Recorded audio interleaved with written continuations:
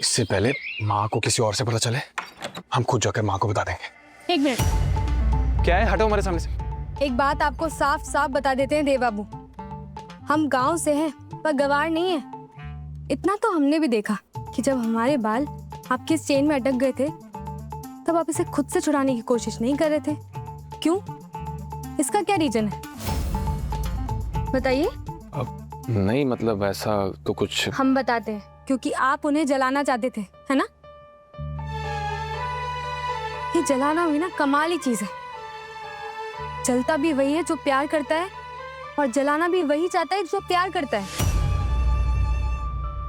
हमारा अगला सवाल, जब आप नलिनी जी से इतना प्यार करते हैं तो हमें अपनी जिंदगी में क्यों घसीट लिया आपने, इन्हें जलाने के लिए? क्या क्या बोल रही हो तुम? होश में तो अपने?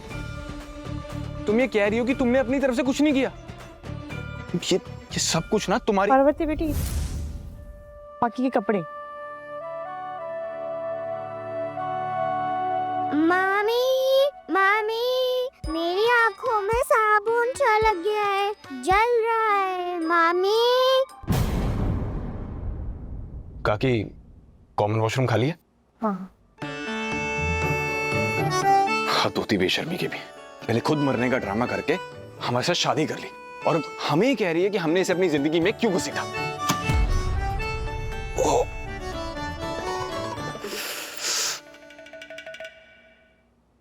दीप तुमसे बहुत प्यार करता है और हमेशा करता रहेगा।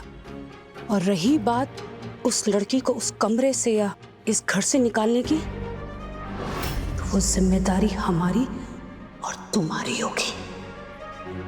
आप सही कह रही हैं आंटी, शायद मैंने कुछ ज्यादा अज्यूम कर लिया। और फिर मैं ये कैसे भूल सकती हूँ कि आखिर देव प्यार तो मुझसे ही करता है। ये हुई ना बात।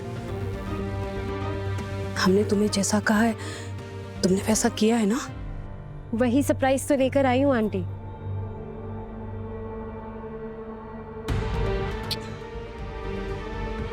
खुश रहो। बाकी चलो बेटा, मैंने बोला आपको नाश्ता कराने के लिए। नहीं, मैं तो अपनी मामी के साथ ही जाऊंगी नीचे। काकी, आप इसका नाश्ता लगवाइए, हम लेकर आते हैं पाकी को तैयार करके। ओके।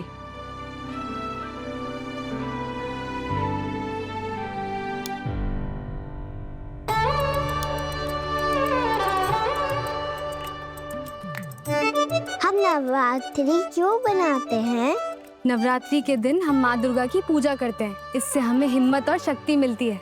और ये दिन हमें सिखाते हैं कि चाहे कितनी भी बुराई आ जाए, हमें बुराई को हराकर हमेशा अच्छाई का साथ देना चाहिए। किसका साथ देना चाहिए? अच्छाई का। मामी आप बहुत ब्यूटीफुल, आई लाइक यू।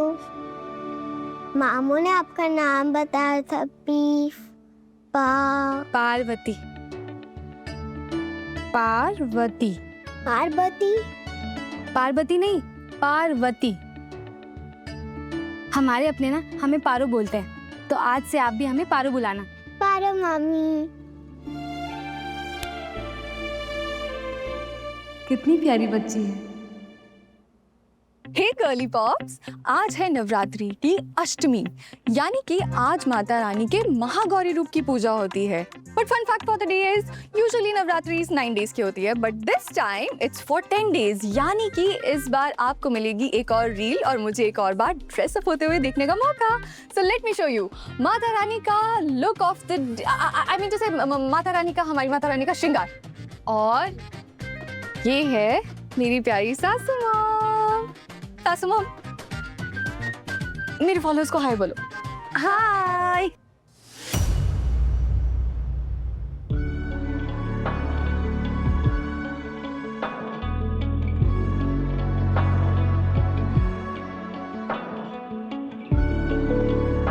कैसा बेतुका सवाल पूछा इस लड़की ने।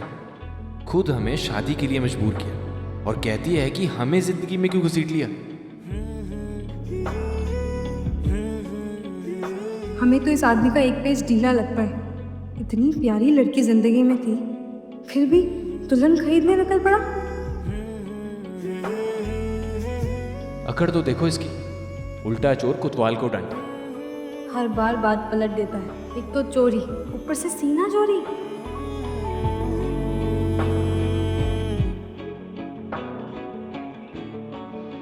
मानव, हाँ नलिनी आई थी, तुम मिले उससे? बहुत अपसेट रही होगी ना? अच्छा, अभी यहाँ पे रहे या चली गई? नहीं भाई, मैं तो नहीं मिला उससे, मतलब मैं तो यही हूँ देव।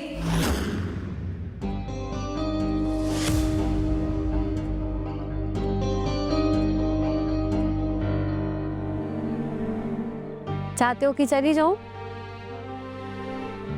एक्चुअली मैं तुम्हारे लिए एक गिफ्ट लेके आई हूँ। ये क्या? खुद ही खोल के देख लो, सरप्राइज है तुम्हारे लिए।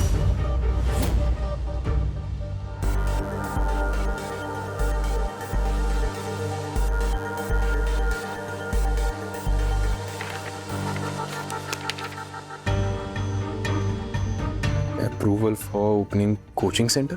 तुम्हारा सपना था ना ये देव, जो हम दोनों ने प्लान किया था कि साथ में मिलके इम्प्लीमेंट करेंगे। अब हमारी शादी नहीं हुई तो क्या हुआ? आज के मॉडर्न जमाने की लड़की हूं मैं। अपना दिल टूटने पर उदास होकर, आंसू बहाकर अपनी पूरी जिंदगी वेस्ट नहीं करूंगी मैं। एंड आई रियली बिलीव कि जो मुझे चाहिए वो मुझे मिल ही जाएगा, और जो ऑलरेडी मेरा है उसे मुझसे कोई नहीं छीन सकता, कोई भी नहीं। हम पति पत्नी नहीं बने तो क्या हुआ? हमारी दोस्ती थोड़ी खत्म हुई है। और ये जो सपना तुमने देखा था वो सपना मेरा भी बन गया था, और ये ऑफिशियल प्रोसीजर्स में अटका हुआ था। तो मैंने ऑफिस जाके पापा से पास करा लिया। पापा ट्रैवल कर रहे थे और फिर भी मैंने उनसे साइन करके पेपर्स मंगवा लिया। And here you go. अब तुम हमारी बात ध्यान से सुनो नन्ही। तुम्हें देव का सपना पूरा करना होगा। तुम्हें उसे ये बताना होगा कि तुम उसके सपने के साथ खड़ी हो। पर ये कैसे पॉसिबल होगा आंटी? वो तुम हम पर छोड़ दो। तुम बस देव को परमिशन दिलाओ, बाकी जगह का इंतजाम और सारी चीजें वो हम संभाल लेंगे। नन्ही, एक बात का ख्याल रखना, देव के पास रहना, उसके करीब रहना। तुम समझ रही हो ना हम क्या कहना चाह रहे हैं? यही तो चाहिए था हमें। ऐसा करके नलिनी तुम्हारी नजरों में इतना उठ गई है कि अब तुम्हारे लिए उससे मुंह फेरना मुश्किल हो जाएगा देव। वाह नलिनी, आज तुमने हमारे देव का सपना पूरा कर दिया। देव हमेशा से चाहता था कि जो बच्चे पैसों के कारण पढ़ नहीं पाते उन्हें एक बार फिर से पढ़ने का मौका मिले।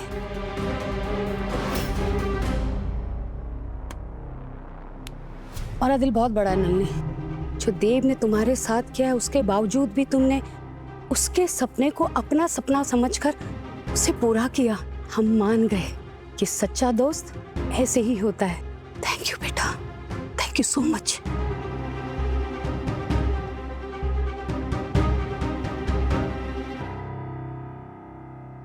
भावरिया, अरे ये सरप्राइज के बारे में हमें काहे नहीं पता था? जाओ जाकर जरा पता तो लगाओ। अरे बड़ी मॉम, लेकिन देव और नलिनी का ये सपना है क्या? जरा हमें भी तो बताओ। आखिर ये सरप्राइज हम सबको भी पता चले, राइट? देव, तुम्हें बता दो।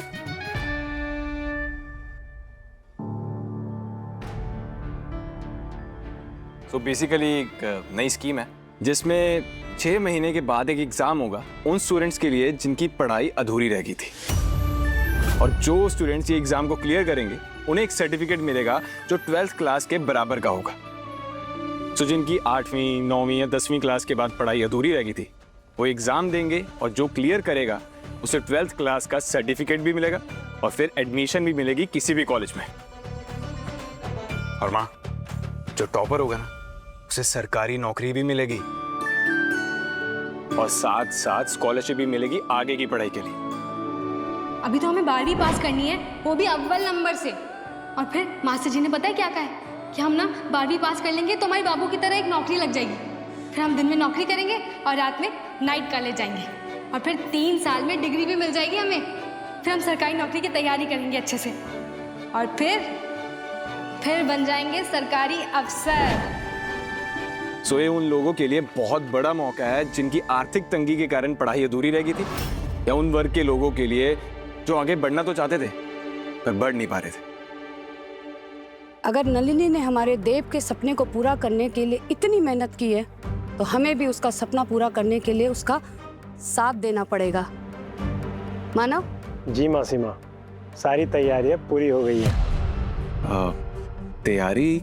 कैसी तैयारी माँ? जैसे ही मासी माँ को पता चला इस बारे में, उन्होंने डिसाइड किया कि हमारे घर के पीछे जो एक हॉल है, क्यों ना वहाँ पे एक कोचिंग सेंटर खोला जाए,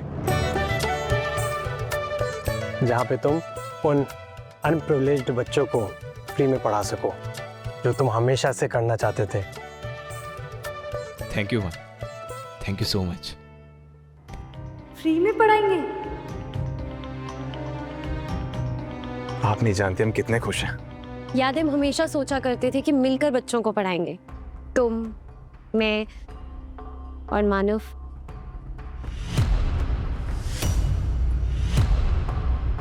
क्या मैं अभी भी तुम्हारे इस एजुकेशन सेंटर का हिस्सा बन सकती हूँ? पर अगर तुम नहीं चाहते हो तो मैं बिल्कुल फोर्स नहीं करूंगी। नलिनी की वजह से तुम्हारा ये सपना पूरा हुआ है देव। अब ये फैसला हम तुम पर छोड़ते हैं और हम जानते हैं कि तुम किसी के साथ नाइंसाफी नहीं होने दोगे। तुम्हारा जो भी फैसला होगा मुझे मंजूर होगा।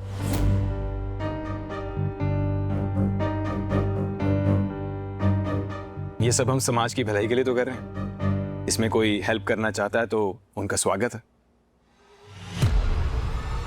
किसी को रोकने वाले हम कौन होते हैं?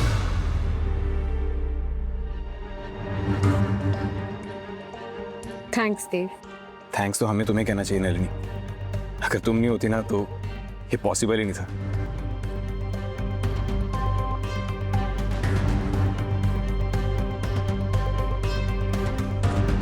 ये आदमी तो सच में बड़ा ही विचित्र प्राणी है। दूसरों के भले के लिए इतना कुछ करना चाहता है, पर नलिनी जी के जज्बातों की इसकी जिंदगी में कोई कदर नहीं है। ऐसे आदमी से किसी दुश्मन को भी प्यार ना हो।